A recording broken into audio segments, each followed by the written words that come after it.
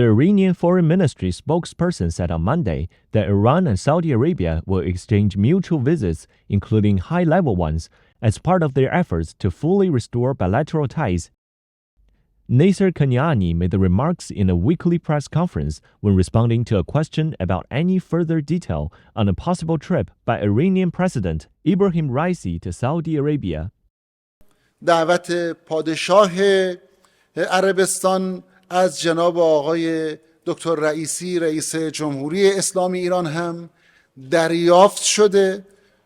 به طور متقابل هم جناب آقای رئیس جمهور هم پاسخ مکتوب دادند و هم به طور متقابل دعوت کردند از ایشان جهت سفر به جمهوری اسلامی ایران.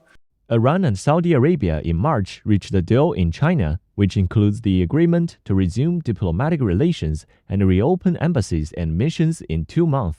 Saudi Arabia cut diplomatic ties with Iran in early 2016 in protest against the attacks on Saudi diplomatic missions in Iran following the Saudi execution of a Shiite cleric.